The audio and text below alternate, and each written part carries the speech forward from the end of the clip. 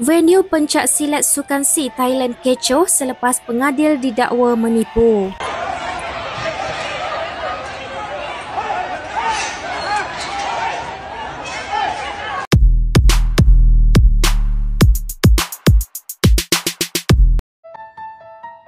Acara pencak silat di Sukan C 2025 sekali lagi menjadi perhatian ramai bukan kerana aksi hebat atlet tetapi disebabkan keputusan pengadilan yang dipersoalkan.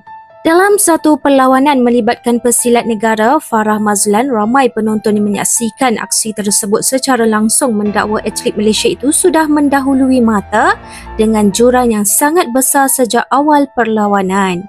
Walaupun jumlah markah tepat tidak dapat dipastikan, kelebihan Farah disifatkan jelas dan konsisten menyebabkan ramai yakin kemenangan hampir pasti menjadi milik atlet negara itu. Namun suasana berubah secara mengejutkan pada pusingan ketiga ketika perlawanan memasuki minit-minit terakhir. Pesilat Thailand dilihat menerima tambahan markah walaupun tidak melakukan sebarang pukulan atau serangan yang jelas sekaligus menyebabkan kedudukan markah tiba-tiba menjadi seri 60-60.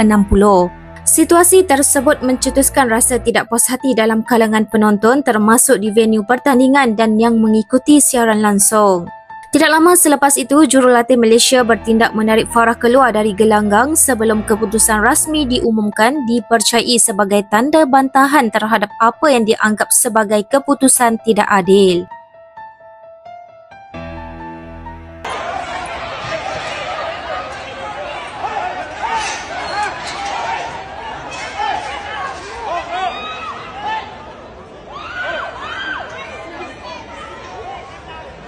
Lagi dengan wasit tu guna.